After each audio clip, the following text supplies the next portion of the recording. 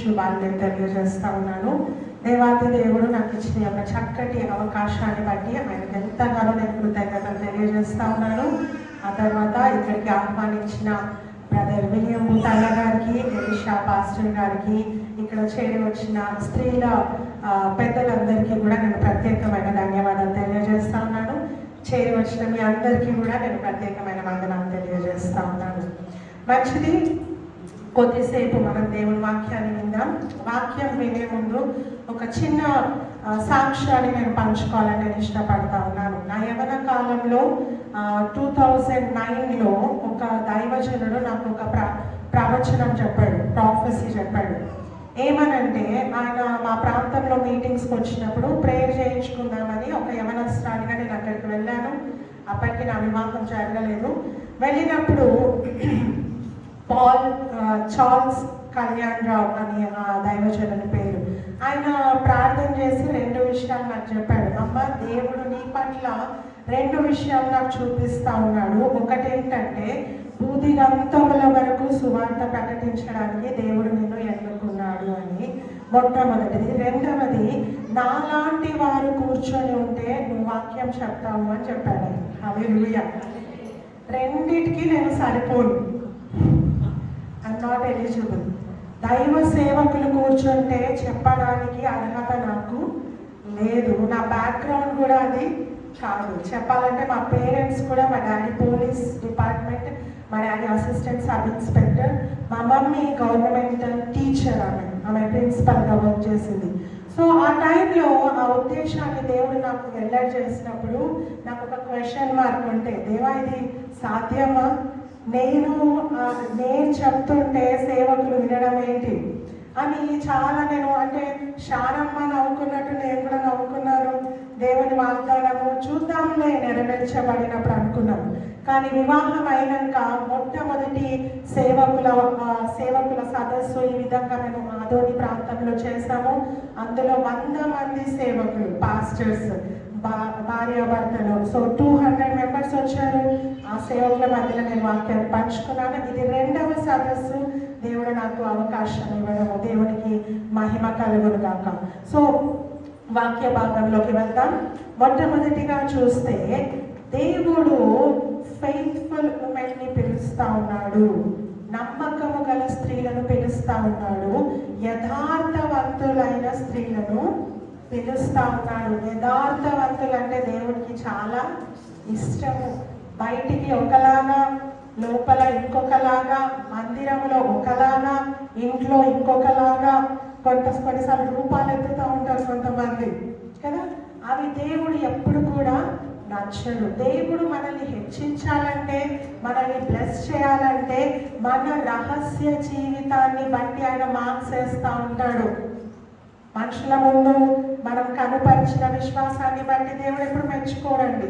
ఏం మెచ్చుకుంటాడంటే, నువ్వు ఒంటరితనంలో ఉన్నప్పుడు, ఎవ్వరూ నిన్ను చూడనప్పుడు నీ ప్రవర్తన ఎలా ఉంది, నీ మాటలు ఎలా ఉన్నాయి, నీ యొక్క వ్యక్తిత్వం ఏ విధంగా ఉంది, ఇవన్నీ దేవుడు చూస్తా ఉన్నాడు. సో కాబట్టి మనము నమ్మకమైన స్త్రీలుగా ఉండాలని దేవుడు కోరుకుంటా ఉన్నాడు. ఈ నమ్మకమైన స్త్రీలంట దేవుడిచ్చే బహుమానం అంట. హల్లెలూయా. ఇది అందరికీ దొరకదు, అరుదు కదా. బైబిల్ చెప్తుంది చాలా అరుదు. ముత్యము వంటి స్త్రీ దొరకడం చాలా అరుదు. చూడండి, సముద్రం దగ్గర మనం గవ్వలు ఏరుకుంటా ఉంటాం. గవ్వలు బయటనే దొరికేస్తాయి. కానీ నీకు ముత్యాలు కావాలంటే, శ్రేష్టమైన డైమండ్స్ కావాలంటే దొరికేస్తాయా? నో. దానికి చాలా తవ్వాలి, చాలా ప్రయాసపడాలి, మెషిన్స్ తెచ్చుకోవాలి, చాలా కష్టపడితే కానీ ఆ ప్రీషియస్ పర్ల్స్ మనకు దొరకవు. సో కాబట్టి ఈరోజు ఒకవేళ మనమందరం కూడా, ఇక్కడున్న స్త్రీలందరూ కూడా ఒకవేళ ముత్యము వంటి స్వభావము మీరు కలిగి ఉన్నారంటే మీ యొక్క భర్తలు చాలా ధన్యులు. They are blessed. వాళ్లకు దేవుడు మిమ్మల్ని బహుమానంగా ఇచ్చి ఉన్నాడు. ఇంకా చూస్తే, ఎవరు యథార్థవంతులైన స్త్రీలు అంటే వాళ్ళంట అన్నిటికంటే ఎక్కువ ప్రాధాన్యత దేవునికి ఇస్తారంట. హల్లెలూయా. అన్నిటికంటే ప్రాధాన్యత ఎవరికి ఇస్తారంట? దేవునికి ఇస్తాను. ఈరోజు ఇస్తున్నామా మనం ప్రాధాన్యత? దేవుని పనులు ఏమైనా ఉన్నప్పుడు చాలా సాకులు చెప్తా ఉంటాం మనం కదా.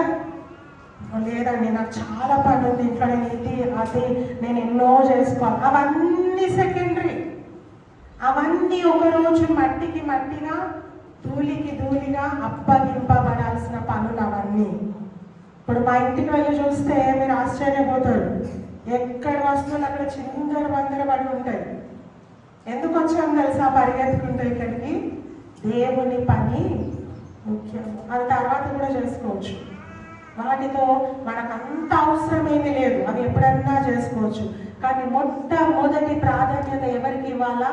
దేవునికి ఇవ్వాలా. మొట్టమొదటిగా ఎవరిని ప్రేమించాలా?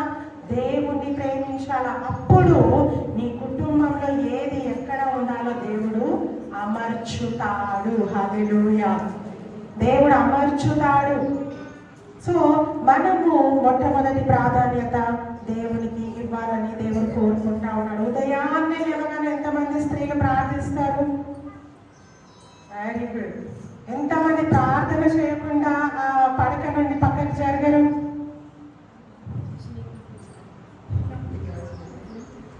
ఎవరు లేరా?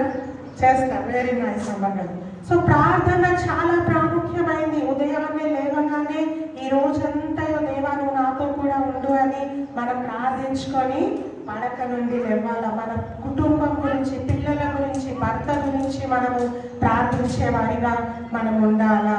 సో చాలాసార్లు అంట దేవుడు ఈ యొక్క దైవజనురాలు ఎవరైతే పాస్టర్ అమ్మలు ఉన్నారో వాళ్ళ వల్ల సంఘం నిండుతారంట, వాళ్ళ వల్ల సంఘం ఖాళీ అయిపోతారంట.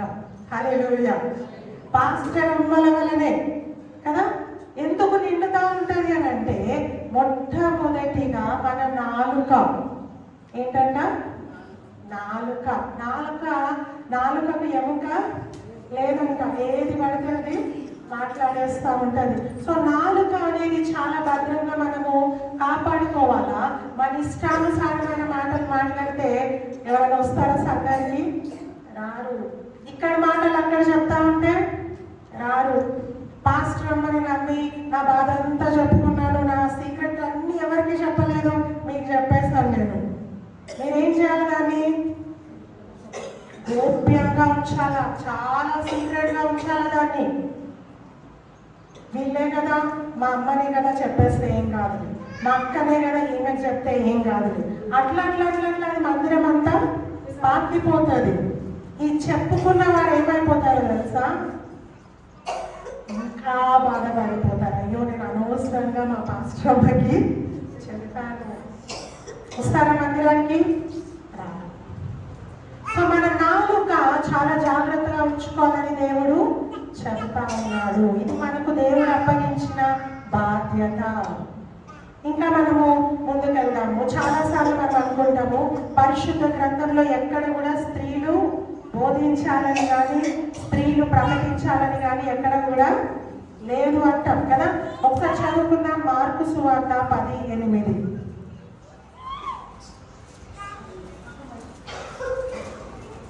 మార్కు సువార్త 10:8.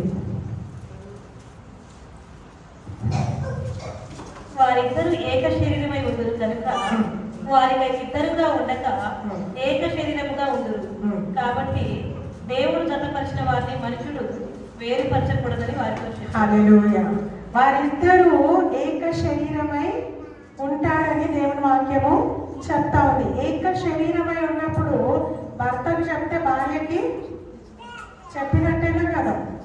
చెప్పినట్టే. ఇద్దరు కలిసి ఏక శరీరం అంటే ఒకరు ముందు ఒకరు వెనక ఉంటారా? ఇద్దరు కలిసే వస్తారు, ఇద్దరు కలిసే ఉంటారు. వారి హృదయాలు కూడా ఏకీభవించి ఉంటాయి. సో దేవుని వాక్యం చెప్తా ఉంది, నీ భర్త దేవుని పరిచర్యలో ఉన్నప్పుడు అదే సమానంగా మనము కూడా వారికి ఏం చేయాలంట? సహకరించాలి. సో సహకరించడం అంటే ఓన్లీ ఈ యొక్క శారీరక సంబంధమైన పనులలోనే కాదు, కానీ ఆత్మీయంగా కూడా మనం ఏం చేయాలంట? సహకరించాలి. ఇంకా ముందుకెళ్తే మనము ఒక రోల్ మోడల్గా ఉండాలా, మనం ఒక ఎగ్జాంపుల్గా ఉండాలా. కొండేడు ప్రాంతంలో 2 రోజుల నుండి మీటింగ్స్ జరుగుతూ ఉన్నాయి. 3 days నుంచి. అయితే నిన్నటి దినమున ఒక అమ్మగారు వచ్చి, అమ్మ నా కోసం ప్రార్థన చేయండి, నా కుమార్తె కోసం ప్రార్థన చేయండి అనేది. నేను అన్నాను, ఏంటి ప్రేయర్ రిక్వెస్ట్ ఏంటి చెప్పండి అంటే, ఆమె అంటుంది, నా కుమార్తె సేమ్ మీలాగా వాక్యం చెప్పాలా, నా కుమార్తె సేమ్ మీలాగా దేవుని సేవలో వాడబడాలా, సేమ్ మీలాగా నా బిడ్డ మారాలని ప్రార్థన చేయమ్మా అనింది. నేను చాలా సంతోషించాను. అంటే నన్ను ఒకరు రోల్ మోడల్గా తీసుకుంటా ఉన్నారు, నన్ను ఒకరు వెంబడిస్తూ ఉన్నారు, ఫాలో చేస్తూ ఉన్నారు, నాకు తెలియకుండా. ఈరోజు ఇక్కడ కూర్చున్న మనందరినీ కూడా మనకు తెలియకుండానే మన విశ్వాసులు ఏం చేస్తూ ఉన్నారు, ఫాలో అప్ చేస్తూ ఉన్నారు. పలానా పాస్టర్ అలాగా రెడీ కావాలా, పలానా పాస్టర్ గారు లాగా రెడీ కావాలా, అన్నలాగా ఇట్లా తల దూగాలా, అన్నలాగా అద్దాలు పెట్టుకోవాలా, అన్నలాగా షూస్, అన్ని పిల్లలు గమనిస్తూ ఉంటారు. ఈరోజు మనము మాదిరిగా ఉన్నామా ఒక్కసారి మనము ఆలోచన చేద్దాము. సో మొట్టమొదటిగా 10 విషయాలు మీకు నేను చెప్పాలని ఇష్టపడుతున్నాను. మొట్టమొదటిగా చూస్తే, జ్ఞానము కలిగి నోరు తెరవాలా. చెప్పండి, ఫస్ట్ థింగ్ ఏంటి? జ్ఞానము కలిగి నోరు తెరవాలా. ఒకసారి చదువుకుందాం. సామెతలు 31:26. త్వరగా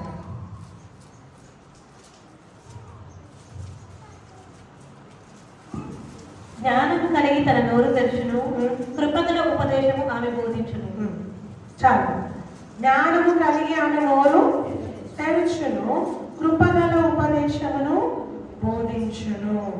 అంటే జ్ఞానం లేని మాటలు ఆమె నోటి నుండి రావు. జోక్స్ కానీ, వాళ్ళని వీళ్ళని ఎక్కిరించే మాటలు కానీ, వాళ్ళని వీళ్ళని తక్కువ చేసే మాటలు కానీ ఆమె నోటి నుండి ఏం చేయాలంట, రానంట. మనం చాలాసార్లు అనాలోచితంగా ఇవన్నీ చేసేస్తూ ఉంటాం, జోకులు వేసేస్తూ ఉంటాము, వాళ్ళని వీళ్ళని ఇచ్చేసేస్తూ ఉంటాం. అన్నీ చేసి డైరెక్ట్గా వచ్చి పుల్పిట్ మీద వాక్యాలు చెప్తుంటే ఎవరన్నా వింటారా? ఆమెనా? ఆమె ఎట్లుంటారో తెలుసా, ఎట్లా నవ్వుపిస్తుందో తెలుసా? ఆమె వాక్యం చెప్తే మేము ఎందుకు వినాలా? వినరు. సో కాబట్టి నీ మాటలు ప్రత్యేకంగా ఉండాలా, పరిశుద్ధంగా ఉండాలా. నువ్వు నోరు తెరిచే వరకు ఇతరులు ఎదురు చూడాలా. అరే అన్న మాట్లాడితే జ్ఞానం మాటలు చెప్తాడు, అక్క మాట్లాడితే జ్ఞానం మాటలు చెప్తాడు, జీవితానికి ఉపయోగపడే మాటలు చెప్తుంది అని ఎదురు చూడాలా మన నోరు విప్పడానికి. హల్లెలూయా. థింక్ బిఫోర్ యూ స్పీక్ అని ఒక దైవజనుడు చెప్తా ఉన్నాడు. THINK. టీ అంటే ట్రూత్ఫుల్, నిజము పలకాలి, అబద్ధమైన విషయాలు మన నోటి నుండి రానివ్వద్దు. హెచ్ అంటే హెల్ప్ఫుల్, ఇతరులకు ఉపయోగకరమైన మాటలు మాట్లాడాలా. ఉపయోగకరమైన మాటలు మాట్లాడుతూ ఉన్నామా కదా? కొన్నిసార్లు మనకు అన్నీ తెలుసు, నీవు నోరు విప్పితే అవతల వ్యక్తి సహాయం పొందుకుంటాడని తెలుసు, కానీ నోరు విప్పవు. ఎవరో చెప్తారు, అక్క నాకు పలానా అనారోగ్యం వచ్చింది, ఏ డాక్టర్ దగ్గరికి వెళ్ళాలో నాకు అర్థము కావట్లేదు. నీకు తెలుసు ఏ హాస్పిటల్ మంచిదో, నువ్వేం చేస్తావు? అయ్యో అవునా, సరే. You are not helping.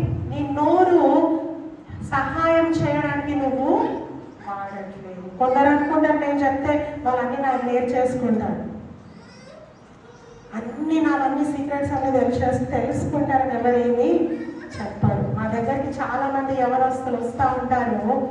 పాస్టర్ గారికి డ్రైవింగ్ చాలా బాగా వచ్చు, నా భర్తకి. అందరికీ వచ్చిన ప్రతి యవనస్తునికి డ్రైవింగ్ స్కిల్స్ నేర్పించారు ఆయన. ఈరోజు వాళ్ళు ఎక్కడ పోయినా ఏం చెప్తారు తెలుసా? డెన్నిస్ అన్న నాకు డ్రైవింగ్ నేర్పించారు. కొంతమందికి ఉపాధి లేదు, కొంతమందికి ఉద్యోగాలు లేవు, వాళ్ళందరూ ఇప్పుడు డ్రైవింగ్లో సెటిల్ అయ్యి 20-30 వేలు సంపాదించుకుంటా ఉన్నారు. కారణం ఏంటి? సహాయపడే మాట, సహాయపడే మనస్తత్వం మనలో ఉండాల. బహుశా ఎవరు మెచ్చుకున్నా మెచ్చుకోకపోయినా దేవుడు మన క్రియలకు బహుమానం ఇస్తాడండి. హల్లెలూయా. సో నీ మాటలు సహాయకరంగా ఉండాలి, ఇన్స్పైరింగ్, ఒకరిని ప్రభావితము చెయ్యాలా. నీ మాటలు.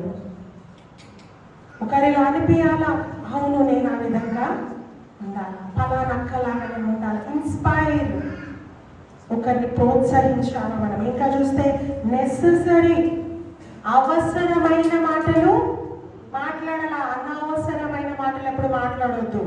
కొంతమంది చావు దగ్గరికి వెళ్తారు, చనిపోయిన స్థలానికి వెళ్తారు, అక్కడ సంతోషకరమైన మాటలు మాట్లాడుతూ ఉంటారు. కొంతమంది సంతోషమైన విందుకు వెళ్తారు, అక్కడ చనిపోయే వాళ్ళ విషయం మాట్లాడుతూ ఉంటారు. ఏది అవసరమో అదే మాట్లాడాలి, అనవసరమైన మాట్లాడద్దు. ఇంకా కొన్నిసార్లు అనుకుంటారు, నేను నోరు విప్పకపోతే అవతల వాళ్ళు ఏమనుకుంటారు అని, ఉన్నది లేని అని చెప్తా ఉంటారు. నో, అనవసరమైనవి మాట్లాడదు. నెసెసరీ వర్డ్స్ మాట్లాడాల. తర్వాత కే అంటే కైండ్ వర్డ్స్, దయగల మాటలు మాట్లాడాలి. గాయపరిచే మాటలు కానీ, కించపరిచే మాటలు కానీ మనము మాట్లాడకూడదు. సో ప్రియ సహోదరులారా, ఒక దైవజనుడు ఒక విజన్తో, ఒక మిషన్తో ముందుకు వెళ్తా ఉంటాడు. ఒక ఆలోచన, నేను ఈ విధంగా పరిచర్య చేయాలనే ఆలోచన ఆయన కలిగి ముందుకు వెళ్తున్నప్పుడు స్త్రీలముగా మనం ఏం చేయాలా? ఆ విజన్లో, ఆ మిషన్లో వాళ్ళను ప్రోత్సహించాలి, ఎంకరేజ్ చేయాలి. ఏం కాదండి, ఈ టైంలో ఇట్లా ఉందిలే, నెక్స్ట్ మంత్ దేవుడు మనకు సహాయము చేస్తాడు.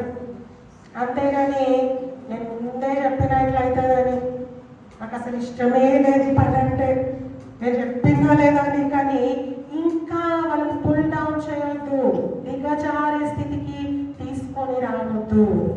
You have to encourage. ఏం చేయాలంట? ఎంకరేజ్. సో ఇంకా ముందుకెళ్దాము. రెండవదిగా మనం చూస్తే be ready and willing to serve. ఎప్పుడు సిద్ధంగా ఉండాలా. ఎట్లా ఉండాలంట? సిద్ధంగా ఉండాలంట. కొన్నిసార్లు సిద్ధంగా ఉండడం సాధ్యమా? నో. అన్ని పనులు చేసుకొని బయటికి రావాలంటే చాలా కష్టము. కొన్ని పక్కన పెట్టాల్సి వస్తుంది, కొన్నిటిని వదిలేయాల్సి వస్తుంది, కొన్నిటిని నోవేర్ చేయాల్సి వస్తుంది. అయినప్పటికీ దేవుని కోసం నువ్వు ముందుకు వెళ్ళిపోవాలా. And willing to serve, serving mind setting మనకు ఉండాలా. ఆ యొక్క ఏమంటారు, పరిచర్య చేసే మైండ్ మనకు ఉండాలా. ఎవరైనా ఇంటికి వచ్చినప్పుడు ఏం చేయాలి? ఆతిథ్యము ఇవ్వాలి. కొండేడు ప్రాంతంలో మేము 2 రోజులు వెళ్ళాము. అక్కడ పాస్టర్ గారు, పాస్టర్ అన్ని విషయాలలో, బహుశా మీరు కూడా అందరూ ఆ విధంగా చేస్తుండొచ్చు. నేను మిమ్మల్ని ప్రోత్సహిస్తా ఉన్నాను, మిమ్మల్ని అప్రిషియేట్ చేస్తా ఉన్నాను. వాళ్ళిద్దరూ నిజంగా ఎంబడే ఉండి, ఏం తింటారు, ఏం కావాలా, మీరు మా ప్రాంతానికి వచ్చారు, మీకే కొదువా కావాలి. ఇద్దరు అండి, దైవజనుడు ఇద్దరు సహాయం చేశారు. కాబట్టి మాకు అసలు వచ్చినది కూడా అలసిపోయినట్టు మాకు అనిపించలేదు, ఎందుకు వెళ్ళామా అని కూడా మాకు అనిపించలేదు. అంత చక్కగా వాళ్ళ ఆతిథ్యం మాకు ఇచ్చారు. ఈరోజు ఆతిథ్యం ఇచ్చే హృదయం మనకుందా? మనము చూడాలి, మనము నేర్చుకోవాలి. ఎప్పుడు మనము ఆతిథ్యం ఇచ్చేవారిగా ఉండాలి. కొన్నిసార్లు ఆతిథ్యం ఇచ్చే విషయంలో మనం అనుకున్న ఎక్స్పెక్టేషన్ పనులు మనకు దక్కకపోవచ్చు. మనం ఏమనుకుంటాం, అన్ని శుభ్రమైన పనులు అయితే నేను చేస్తాను, ఆ ఊడవడం ఇవన్నీ అయితే నాకు నో అనుకుంటాం. కానీ దేవుడు అదే అప్పగిస్తాడు. కొన్నిసార్లు అదే చేయమంటాడు మనల్ని. సిద్ధంగా ఉన్నామా? సిద్ధంగా ఉన్న వాళ్ళని దేవుడు అంట వాడుకుంటాడు. చాలా మంది అనుకుంటారు, నాకెందుకు అవకాశం రావట్లేదు, నన్ను ఎందుకు దేవుడు వాడుకోవట్లేదు, నన్ను ఎందుకు దేవుడు పరిచర్యకి నేను ఇంత సమర్పించుకున్నానని వాడుకోవట్లేదు. అంటే మనము సిద్ధంగా లేము. నేను ఎప్పుడు కూడా ఈరోజు ఇక్కడ మెసేజ్ ఉందని ప్రిపేర్ అయ్యాను, కానీ నా ఖాళీ సమయంలో కూడా నేను వాక్యాలన్నీ రాసుకుంటూ ఉంటాను. ఇటువంటి డైరీస్ మా ఇంట్లో 50 ఉన్నది నేను రాసుకున్నది. హల్లెలూయా. ఎవరు నన్ను పిలవలేదు, ఎవరికి నాకు నేను చెప్పాల్సిన అవసరం లేదు, కానీ ప్రతిరోజు నేను సిద్ధపడుతూ ఉన్నాను. డోంట్ నో దేవుడు ఎప్పుడు పిలుస్తాడు, దేవుడు ఎప్పుడు కాల్ ఇస్తాడు మనకి తెలియదు. నువ్వు సిద్ధంగా ఉండాలా.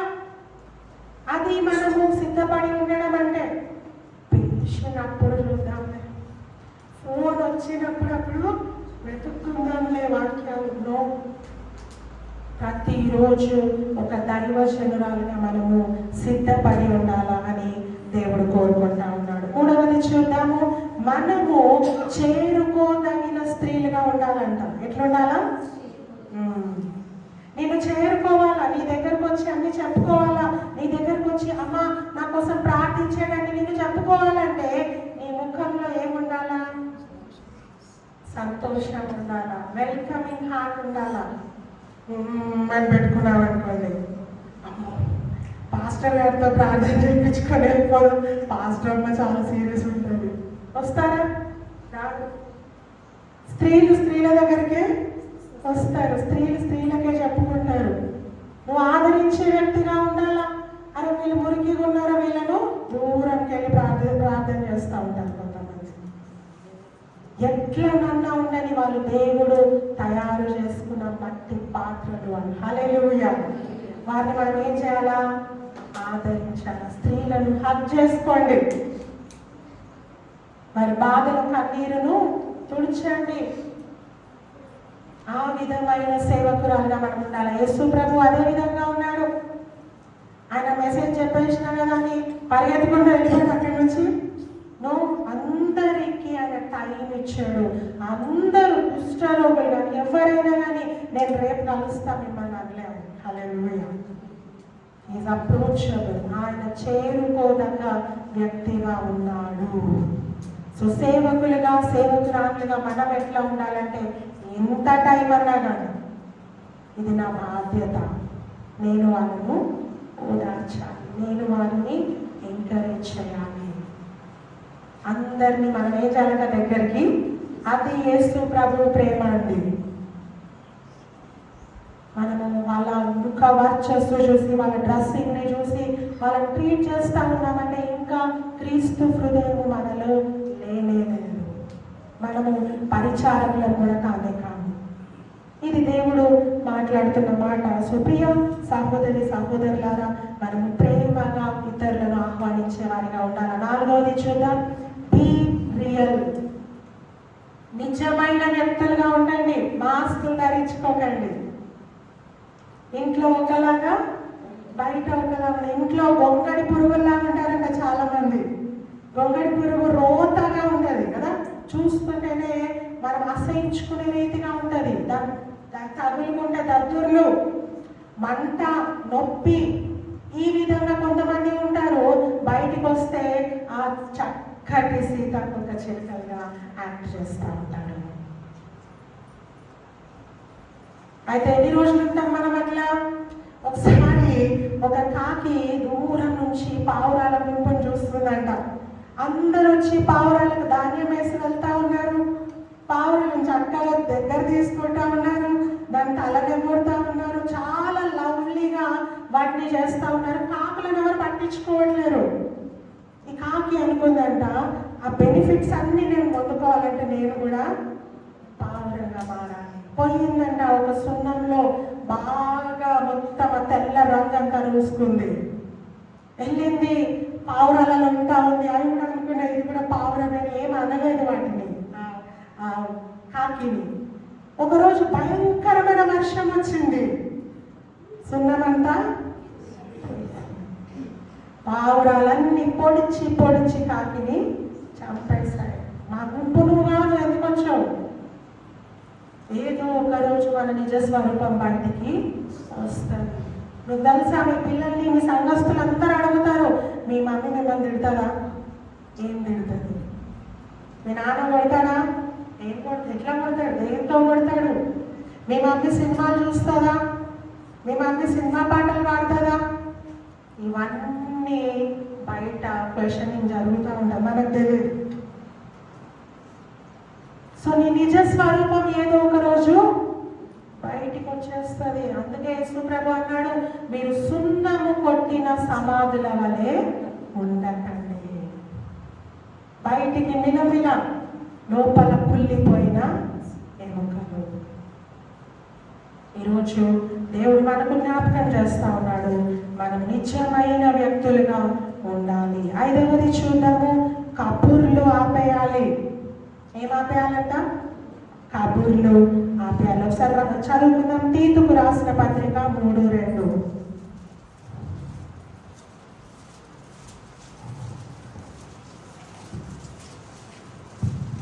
ప్రతి సత్కార్యము చేయుటకు సిద్ధపడి ఉండవలనని మనుషులందరి ఎడల సంపూర్ణమైన సాత్వికమును కనపరచు, ఎవరిని దూషింపక జగడమాడని వారు శాంతులమై ఉండవలనని వారికి జ్ఞాపకం చేయుము. థ్యాంక్ యూ అండి. ఇక్కడ ఏమంటున్నాడు? ఎవరిని దూషింపక, ఎవరిని తిట్టకూడదు. మన సంఘానికి వచ్చే ఎవరినైనా నువ్వు తప్పుడు విధంగా మాట్లాడద్దు.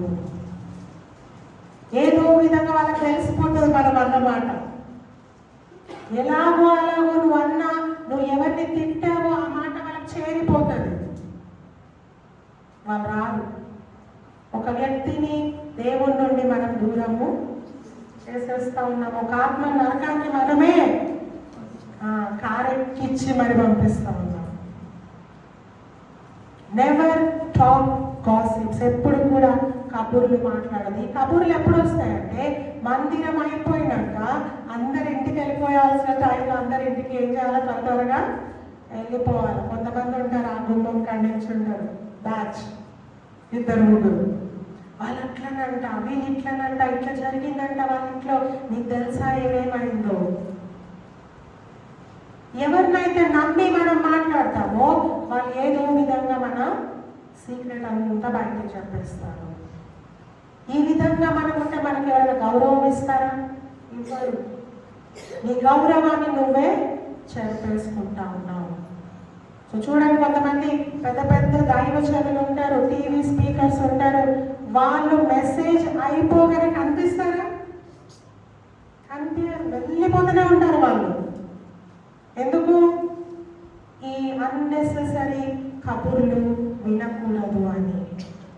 సో మనం కూడా దీన్ని ఎగ్జాంపుల్గా తీసుకున్నాము. వ్యర్థమైన కబుర్లను మనము మాట్లాడాలి, జగడం ఆడకుండా ఉండాలా. 6వది చూద్దాము, నిజమైన ప్రేమను సంఘానికి చూపించాలా. నిజమైన ప్రేమ ఏం చేస్తుందంటే, నువ్వు వాళ్ళ ఇంటికి వెళ్తావు అప్పుడప్పుడు. కొన్నిసార్లు పాస్టర్ గారు ఒకరే దర్శిస్తూ ఉంటారు ఇల్లులు కదా. స్త్రీలు వెళ్తారా? ఎంతమంది వెళ్తారు? అందరూ వెళ్ళాలి. నువ్వు వెళ్ళినప్పుడు మా పాస్టర్ అమ్మ మమ్మల్ని ఎంత ప్రేమిస్తుంది, మా కోసం ఇంటి వరకు వచ్చింది కదా. కొన్ని నేను విన్నాను ఆ విషయాలు ఏంటంటే, కొన్నిసార్లు పాస్టర్ గారు ఒక్కరే ఇంటికి వెళ్తూ ఉంటారు దర్శించడానికి. అక్కడ ఆ స్త్రీ యొక్క భర్త ఉంటాడు ఇంట్లో. సో ఏమైపోతుంది అంటే కాంట్రవర్సీ అవుతుంది. నేను లేనప్పుడు ఎందుకు దైవజనుడు వచ్చాడు? ఆ ఫ్యామిలీలో కలహాలు రేగొచ్చు మన వల్ల. అదే నువ్వు వెళ్తే ఎంబడి గొడవ కాదు. సో నువ్వు ఏదేమైనా సరే నీ పనులన్నీ ముందే సిద్ధపాటు చేసుకొని నీ భర్తతో నువ్వు పరిచర్యకి ముందు ఉండాలి. ఒక వివాహానికి మనం అటెండ్ అవుతా ఉన్నామంటే, ఈరోజు పొద్దున షాపింగ్కి వెళ్తామా? పెళ్లి రోజు ఈరోజు టైలర్కి బట్టలు ఇస్తామా కుట్టమని? ఎప్పుడు? నెల రోజుల ముందే సిద్ధపడిపోతాం. అన్నీ ప్రతి దానికి సిద్ధపాటు ఉండాలా. ఈరోజు నువ్వు ఒక గృహానికి వెళ్తా ఉన్నావంటే నువ్వు రాత్రే టైం సిద్ధపరచుకోవాలి. నువ్వు నీ భర్త కూర్చొని మాట్లాడుకోవాలా, రేపు మనం పలానింటికి వెళ్తా ఉన్నాము, నువ్వు పనులన్నీ చక్కబెట్టేసుకోవాలి. సిద్ధపడిపో. నీకు పొద్దున అంత బాధ అనిపించదు, అంత కష్టం అనిపించదు ఎప్పుడైతే నువ్వు సిద్ధంగా ఉంటావు. సో ప్రియ సహోదరి సహోదరులు, మనము అప్పుడప్పుడు వాళ్ళకి ఫోన్స్ చేయడం, బాగున్నారా, పెళ్లి కోసం చిన్న ప్రార్థన చేస్తాము. ఇంకా చూస్తే 7వదిగా మనలో ఓపిక ఉండాలి. ఏముండాలి? ఓపిక ఉండాలి. కొన్నిసార్లు పాస్టర్ గారికి ఫోన్లు ఎప్పుడు వస్తుంటాయి? మధ్యరాత్రి వస్తుంటాయి. 12 గంటలకు 1 గంటలకు కొంతమంది ప్రార్థన చేయాలని ఫోన్లు చేస్తూ ఉంటారు. సో మనం ఏం చేయాలా? సహకరించాలా. ఈ రాత్రి ఎవరితో మాట్లాడుతున్నావు? నాకు తెలియకుండా ఏ ఫోన్ మాట్లాడుతా ఉన్నావు? నో.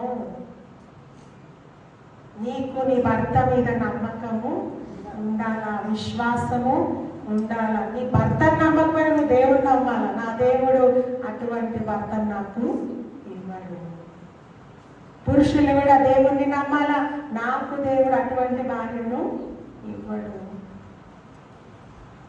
దేవుణ్ణి నమ్మితే మనం ఎంత సంతోషంగా ఉండగలుగుతామంటే మన మైండ్ అంతా ఫ్రీగా ఉంటుంది. లేకపోతే నువ్వు ఆలోచిస్తూ ఉంటావు, నా భర్త ఎక్కడ వెళ్ళాడు, ఏం చేస్తున్నాడు, ఫోన్ ఎత్తట్లేడు, ఫోన్ ఎంగేజ్ వస్తుంది, ఎందుకు వస్తుంది, ఇవన్నీ నీ మైండ్ని పాడు చేసేస్తాడు. నువ్వు దేవుని నమ్ము. దేవుని నమ్మి అన్ని విడిచిపెట్టు. అనుమానం పెట్టుకోదు, అనుమానమే పెట్టుకుంటాము. నా భర్త ఎప్పుడు ఏ మీటింగ్కి నేను వెళ్ళినా నన్ను ఎంతో ఎంకరేజ్ చేస్తాడు. ఆయన ఉన్నాడని చెప్పట్లేదు, నేను సీరియస్గా చెప్తున్నాను. ఎప్పుడు నువ్వు వెళ్ళు, నేను పిల్లలను చూసుకుంటాను. ఏనాడో నువ్వే చేయాలా, నువ్వే ఉండాలని ఎప్పుడు నన్ను ఫోర్స్ చేయలేదు నా భర్త. ఈరోజు ఇంత హ్యాపీగా స్వేచ్ఛగా దేవుని సువార్తను ప్రకటిస్తున్నానంటే నా భర్త ప్రోత్సాహము, దేవుని దయ, మా తల్లిదండ్రుల ప్రార్థన, మీరందరి ప్రార్థన. హల్లెలూయా.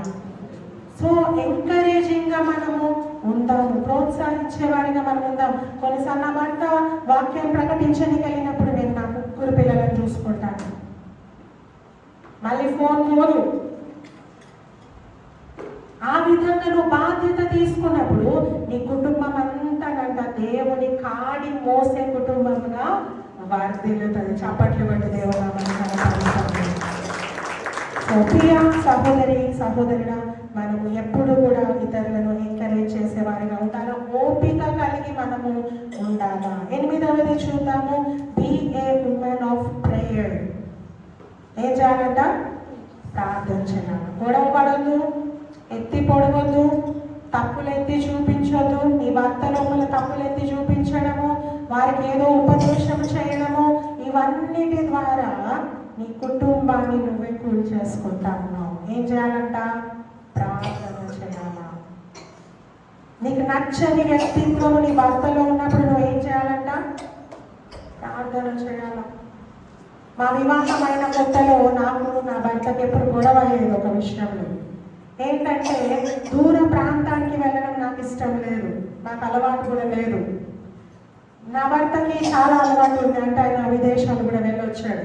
సో కొంతమంది పిలుస్తూ ఉన్నారు, ఫోన్ చేసి అన్నారండి, మీరు సిస్టర్ అండి, కొత్తగా వివాహం అయింది కదా, మా ఇంటికి వచ్చి భోజనం చేసుకోండి అని కొంతమంది గోవా ప్రాంతం నుండి కాల్ చేశారు.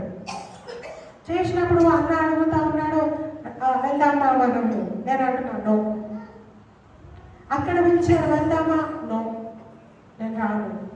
చాలా గొడవలు అవుతా ఉన్నాయి. అన్న అంటా ఉన్నాడు, పాస్టర్ గారు అంటా ఉన్నాడు, నేను అనవసరంగా పెళ్ళి చేసుకున్నాను, నువ్వు అన్నిటికీ లోపడతావు అనుకున్నాను, కానీ నువ్వు నాకు సహకారము చేయట్లేదు. ఇంకా గొడవలు అవుతా ఉన్నాయి, మాట పెరిగిపోతా ఉంది. ఒకరోజు పరిశుద్ధాత్మ దేవుడు నాకు చెప్తా ఉన్నాడు, నువ్వు మోకరించి ప్రార్థన చేయి. నేను మోకరించాను, నేను ప్రార్థించాను. నేను అన్నాను, దేవా నువ్వు ఏం చేస్తావో నాకు తెలియదు, నా భర్త నన్ను బలవంతము చేయదు.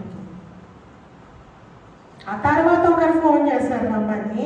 ఆయన ఫోన్ చేసినప్పుడు నా భర్త నా దగ్గరకు వచ్చి ఏమన్నాడంటే, నా ఫలాని స్నేహితుడు ఫోన్ చేశాడు, నువ్వు ఎస్ అంటే ఎస్ చెప్తాను, నువ్వు నో అంటే నువ్వు చెప్తాను. హల్లెలూయా. నేను షాక్ అయ్యాను. ఈ మార్పు ఎక్కడి నుంచి వచ్చింది? అది నేను గొడవ పడితే రాలేదే, నేను నీతులు బోధిస్తే రాలేదే కదా. ఎక్కడి నుంచి వచ్చిందంటే దేవుని వాక్యం చెప్తా ఉంది, దేవుడు రాజుల హృదయాలను కూడా తారుమారు చేయగలని అంటాడు. సో అంత గొప్ప దేవుడు మనకున్నాక మనం జగడాలు చేయాల్సిన అవసరము లేదు. హల్లెలూయా. నీ భర్త గురించి నువ్వు ప్రార్థన చేయి. నేను మిడ్నైట్లో లేస్తాను, నేను గొప్పలు చెప్పట్లేదు కానీ నేను చేసేదే చెప్తా ఉన్నాను. మధ్యరాత్రి నేను లేస్తాను, నా భర్త నా 3 బిడ్డలు పడుకొని ఉంటారు, వాళ్ళకు కూడా తెలియదు, నేను ఒక్కొక్కరి మీద చేయబెట్టి ప్రార్థన చేస్తాను. నా భర్త నాకు చెప్పుకోలేని సమస్యలు కూడా ఉండొచ్చు, అప్పుల బాధలు ఉండొచ్చు, మినిస్ట్రీకి ఆ బిల్స్ ఈ బిల్స్ కట్టాలి, ఇవన్నీ ఆయన మనసులో ఉండొచ్చు. దేవా ఆయనకు నెమ్మదిని ఇవ్వు, నా భర్తకి సమాధానం ఇవ్వు, నీ సేవలో ఇంకా నిలబెట్టుకోయ, వాడుకోయ, బలపరిచయ, శారీరకంగా కూడా ఇంకా బలాన్ని ఇవ్వు అని వాళ్ళు ఇద్దరు పోయినాక నేను ప్రార్థన చేస్తాను. ముగ్గురు బిడ్డలో కూడా ఒక్కరికి 5-10 నిమిషాలు తీసుకుంటాను. నలుగురిని దీవించే ప్రభు అని అనుకోడు. I take time. సో నేను చేయలేనివి దేవుడు వారి జీవితాల్లో అద్భుతాలు చేస్తా ఉన్నాడు. కాబట్టి ప్రార్థన జీవితము మనం ఎప్పుడు ఉండాలి. ఎఫెసీలకు రాసిన పత్రిక 6:18 చదువుకున్నాం.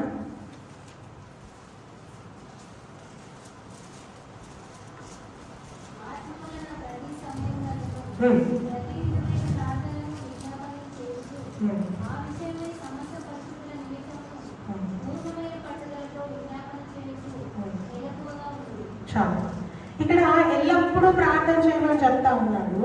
ప్రతి సమయంలో ప్రార్థించడం జరిగే పదా? 24 గంటలు మోకరించి ప్రార్థించడం జరిగే పదా?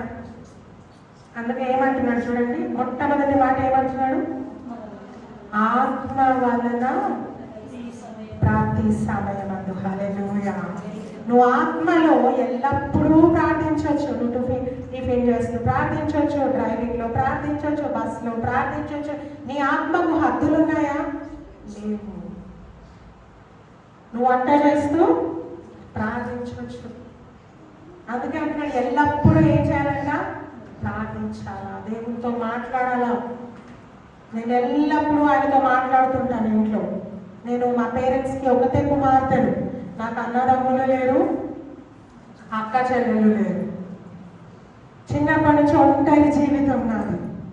ఒంటరిగా నేను ఎప్పుడు ప్రశ్నిస్తున్నాను, దేవా ఎందుకు నన్ను ఒంటరిగా పుట్టించావు, నాకెందుకు ఎవరు లేరు నేను చెప్పుకోవడానికి అని ఎప్పుడు ఆయన ప్రశ్నిస్తూ ఉండేదాన్ని. కానీ ఈరోజు దేవుడు మా చుట్టూ పెట్టిన యవనస్తులందరూ అక్క అక్క అక్క అని పిలుస్తూ ఉంటే నాకు అనిపిస్తుంది, సొంతగా ఉంటే ఒకరో ఇద్దరు ఉండేవారు. ఇంతమందిని దేవుడు నాకు అనుగ్రహించాడు. సో నా ఒంటరితనంలో ప్రతిదీ నేను దేవునితోనే చెప్పుకునేదాన్ని. నేను ఎవ్వరికీ చెప్పుకోను నా ప్రాబ్లమ్స్. ఆయనే నాకు సహాయము, ఆయనే నా జీవితంలో నమ్మదగిన దేవుడు. మనుషులకు చెప్తే కొన్నిసార్లు నా వల్ల కాదంటారు, నేను చేయలేనని చెప్తాను. కానీ దేవుడు ఆ విధంగా కాదు.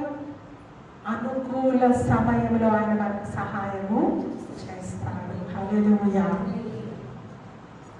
ఈ ప్రార్థనలో చాలా శక్తి ఉంది ప్రియ సహోదరి సహోదరుడు. మా తల్లి ఎప్పుడు నా గురించి ప్రార్థన చేసేది. ఒకసారి ఒక బస్ స్టాండ్లో నేను డిగ్రీ చదువుతున్న సమయంలో నేను కూర్చొని ఉన్నాను. ఆ టైంలో నా బస్ స్టాండ్ ముందు ఒక 2 భార్యాభర్తల కార్లు వచ్చారు, మారుతి కార్లు. వాళ్ళు ఎవరో నాకు తెలియదు. వాళ్ళు వచ్చి నా ముందు ఆగారు. వాళ్ళు అంటున్నారు, అమ్మ పలానా అడ్రస్ ఎక్కడ అంటే నా అడ్రస్ చెప్పాను. నేను అన్న మీళ్ళు ఎక్కడ అంటే వాళ్ళు అన్నారు, నువ్వు రా, నేను మీ ఇంటి దగ్గర డ్రాప్ చేస్తాము అని. సో నేను అన్నాను నో, ఎందుకంటే మనందరికీ తెలుసు మనకు తెలియని వ్యక్తులతో వెళ్ళొద్దు. మా డాడీ పోలీస్ కాబట్టి రోజు జరిగేవన్నీ చెప్తూ ఉండేవాడు, క్రైమ్ డిపార్ట్మెంట్, ఎట్టి పరిస్థితిలో ఎవరిని నమ్మొద్దు అని. అయితే వాళ్ళు ఏ విధంగా నేను అంటాను వాళ్ళు మెస్మరైజ్ చేశారో, మళ్ళీ ఏదైనా వాళ్ళు హిప్నోటైజ్ చేశారో నాకు తెలియదు. కానీ చివరికి నేను కార్ డోర్ ఓపెన్ చేయడానికి రెడీ అయిపోయాను. వాళ్ళతో ఎక్కడానికి నేను రెడీ అయిపోయాను. నేను ఆ కార్ డోర్ని ఇట్లా తీస్తా ఉంటే పక్క నుండి నాకు నా తల్లి గారి స్వరం వినిపించింది, రమ్య ఆగు. ఆగిపోయాను. నేను ఆ డోర్ వదిలేయడానికి చాలా ఫాస్ట్గా ఒక ఏమంటారు 5th గేర్ వెళ్ళిపోయాడు చాలా స్పీడ్గా. ఆ మమ్మీ అనే వరకు వెళ్ళిపోయారు. 3 years నేను డిగ్రీ చేశాను. ఎప్పుడు మా మమ్మీ నాకు ఆ బస్ స్టాప్లో కలవలేదు. ఆ రోజు ఎవరు పంపించాడు, ఎందుకు పంపించాడు? నాకు ఇప్పటికీ ప్రశ్న అనిపిస్తూ ఉంటుంది, ఆ రోజు నేను ఆ కారు ఎక్కినంటే ఈరోజు నా పరిస్థితి ఏంటో. ఆపత్కాలంలో దేవుడు మనకు సహాయము చేస్తాడు.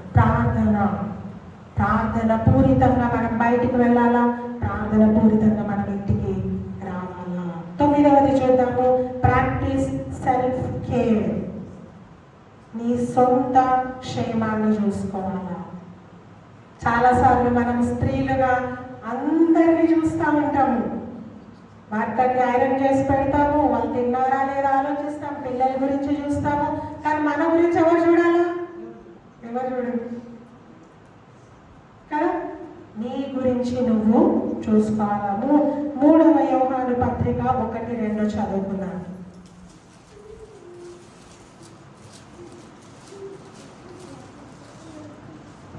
3వ యోహాను పత్రిక 1-2 చదువుకున్నాను. పెద్దదైన నేను సత్యమును బట్టి ప్రేమించు ప్రియుడైన గాయకులకు శుభమని చెప్పి వ్రాయినది.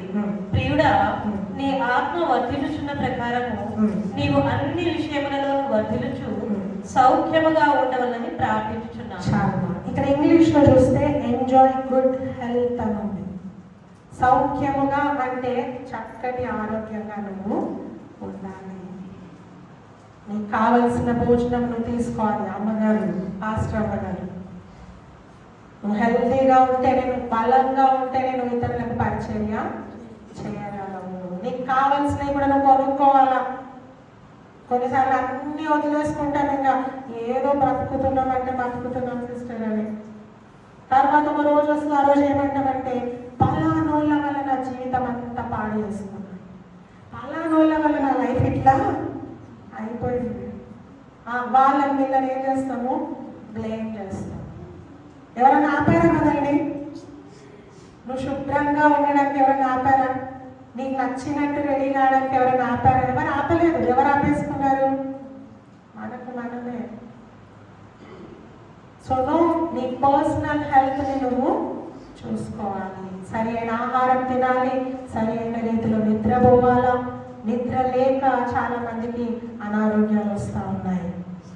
పడుకోవాలా, రెస్ట్ తీసుకోవాలా, వాక్యం చదివే టైంలో చదువుకోవాలి. అన్నీ నువ్వు సిద్ధపాటు చేసుకోవాలని లైఫ్ని.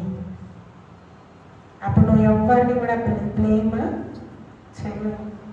నువ్వే ఒక నక్షత్రంగా వెలుగుతూ ఉంటావు. సో మనము ఎక్సర్సైజ్, వ్యాయామం కూడా మనము చేయాలా. వాకింగ్కి వెళ్ళాలా సాయంత్రం పూట.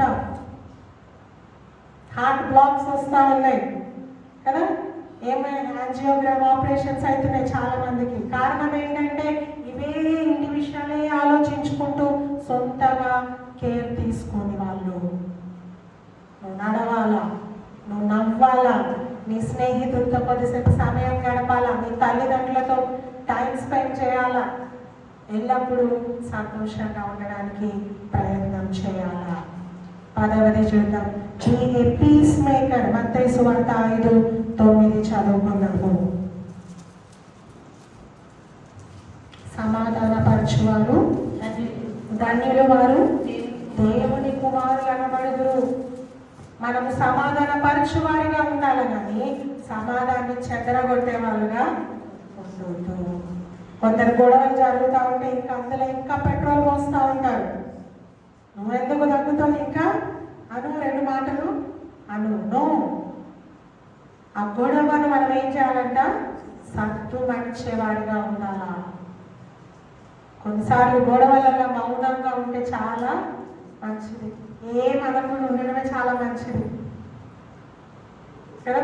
ఈ పాస్టర్ బట్టి నాకు గొడవ అయింది, నేను తిట్టాను, ఆమె తిట్టింది, నేను తిట్టాను, ఆమె తిట్టింది.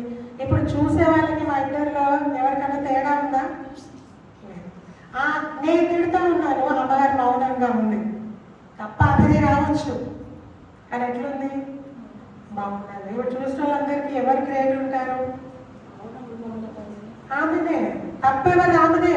కానీ మౌనంగా ఉండడం వలన మూర్ఖుడు కూడా జ్ఞానిలాగా కనిపిస్తాడు. సో చాలాసార్లు మనం మౌనంగా ఉండాలి. ఏ విషయాలను హృదయం మీదకి తీసుకోవద్దు. అమెరికా దేశంలో ఒక 90 ఏళ్ళ జంట, 90 ఏళ్ళు భార్యాభర్తలుగా వాళ్ళు కలిసి ఉన్నారు. అంటే వాళ్ళ వయసు 90 ఏళ్ళు. వాళ్ళని ఒక నెట్వర్క్, ఒక ఛానల్ వాళ్ళు వెళ్ళి ప్రశ్నిస్తూ ఉన్నారు, మీరు ఈ ఏజ్ వరకు కూడా ఇంత సంతోషంగా ఎట్లుంటా ఉన్నారంటే ముసలైన ఆయన ఓల్డ్ మ్యాన్ తాతగారు ఏం చెప్తా ఉన్నాడంటే, నేనేనాడు నా భార్య మాటలు మనసు మీదకి తీసుకోలేదు, అన్ని జోవియల్గా అన్ని నవ్వుకుంటూ అన్నవాళ్ళు ఇట్లా ఇట్లా. ఆమె చెప్తా ఉంది, నేనేనాడు నా భర్త మాటను ఎక్కువ మనసు మీదకి తీసుకోలేదు. ఈరోజు 20 ఏళ్ళ వాళ్ళు హార్ట్ అటాక్స్తో చనిపోతూ ఉన్నారు. 30 ఏళ్ళ వయసులో ఉన్న వాళ్ళు హార్ట్ అటాక్స్తో చనిపోతూ ఉన్నారు. చాలా బాధ అనిపిస్తూ ఉంది. కారణం ఏంటంటే అన్ని మనసు మీదకి తీసేసుకుంటారు, అన్నిటి గురించి ఆలోచిస్తూ ఉంటారు. నో, నీ హృదయమును సంతోషంగా ఉంచుకోవాలి. సంతోషం మన చేతిలోనే దాగి ఉంది. ఎవరో మనకివ్వరు, ఏ వస్తువు ద్వారా మనకు సంతోషము రాదు. నీలో నువ్వే పుట్టించుకోవాలి ఆనందాన్ని. సో ఆ భార్య భర్తలు ఇరువురు జోక్స్ వేసుకుంటూ నవ్వుకుంటూ ఎల్లప్పుడూ 90 ఏళ్ళ వరకు వాళ్ళు ఉన్నారంటే కారణం వాళ్ళు ఏది కూడా మనసు మీదకి తీసుకోలేదు. చివరిగా ఒక్క మాట చెప్పి నేను ముగించేస్తాను. ఎంతమందికి దేవుడు నన్ను హెచ్చించాలని ఆశ ఉంది, దేవుడు నన్ను వాడుకోవాలని ఆశ ఉంది, దేవుడి సేవలో నేను విరివిగా వాడబడాలని ఎంతమందికి ఆశ ఉంది? వెరీ గుడ్, హల్లెలూయా. ఒకసారి 2వ సమూయేలు 7:18 చదువుకుందాం. నాకు చాలా ఇష్టమైన మాట. దయచేసి అందరం చదువుకుందాము. దైవజనులు దైవజనురాలు అందరం కలిసి ఈ మాటను చదువుకుందాం. మన ఘనత, మన ప్రాస్పెరిటీ ఒక్క మాటలో దాగి ఉందండి. చదవండి. 2వ సమూయేలు 7:18. దావీదు రాజు అందరం కలిసి చదువుకుందాం.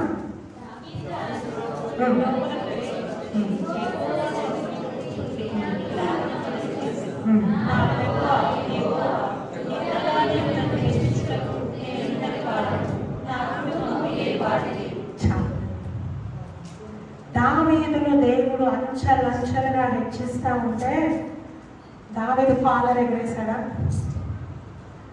దావీదు చూడండి, నాకంటే ఎవరు గొప్ప లేరన్నారా? ఏం చేశాడంటే తెలుసా? ఒక గదిలోనికి వెళ్ళి ఎవ్వరు లేని స్థలంలో మోకరించి తన నొస్టిని సాష్టాంగ పడి భూమి కానిచ్చి అంటున్నాడంట, ఇంతగానో నన్ను హెచ్చించుటకు నేను ఎంతటి వాడను, ఏ పాటి వాడు, నీ తగ్గింపే నిన్ను హెచ్చిస్తుంది. చప్పట్లు కొట్టి దేవుని నేను ఎక్కడ వాక్యం ప్రకటించిన, నేను ఇంటికి వెళ్ళి చేసే పని ఏంటంటే నేను దేవుని సన్నిధిలో సాష్టాంగంగా పడతాను. దేవా, చాలా మంది అన్నారు, అమ్మ నువ్వు బాగా చెప్తావు, మాకు మంచిగా అనిపించింది, మాకు అర్థమైందని. ఇవి ఈ ఘనతలన్నిటికీ కారణము నువ్వే ప్రభువా. ఆ ఘనత అంతా నీకే, నేను ఏ పాటి దానను. ఆ దేవుడు అంచెలంచెలుగా ఇంకా తీసుకెళ్తా ఉన్నాడు. ఏమీ లేదు నాకు ఏం చేస్తుందంట, అన్నీ నాకు అన్నికి మనకి ఉంటుంది. ఎంత తగ్గించుకుంటే దేవుడు నిన్ను హెచ్చిస్తాడు. ఆ మాట ఎప్పుడు అంటున్నాడంటే, సౌలు కుమార్తెను వివాహం చేసుకోవడానికి ఆ మెసేజ్ వచ్చినప్పుడు అంటా ఉన్నాడు. దావీదు అనలేదు, చూసావని గొల్లియాతును చంపినందుకు నాకు లైన్ కడుతున్నారు అమ్మాయిలు అనలేదు. తను తాను హెచ్చించుకోలేదు అని అంటున్నాడు, ఇంతగానో నన్ను హెచ్చించుటకు నేనే పాటి వాడనట. ఈరోజు మీ సంఘాలు ఎంతో పెద్ద ఉండొచ్చు, 1000 మంది మీ ఆవరణానికి వస్తుండొచ్చు. నన్ను ఎప్పుడు వారిని చూస్తూ ఏమనుకోవాలంటే, నేను ఏ పాటి వాడనయ్యా, నన్ను ఈ స్థానంలో నిలబెట్టావు, నేను ఎంతటి దానమయ్యావు అని నువ్వు అనుకుంటే, నువ్వు ఊహించని రేంజ్కి, నువ్వు ఊహించనంత స్థితిలోకి దేవుడు మిమ్మల్ని తీసుకెళ్తాడు. గొప్పగా దేవుడు మిమ్మల్ని ఆశీర్వదిస్తాడు. దయచేసి అందరం లేచి నిలబడదాము. లేచి నిలబడగలిగిన వారు నిలబడదాము, కూర్చోగలిగిన వారు కూర్చున్నాము. అందరూ కళ్ళు మూసుకొని దేవుని వైపు చూద్దాం. దేవా, ఈ మధ్యాహ్నకాల సమయంలో ఇంత చక్కటి మాటలు మా హృదయాల్లో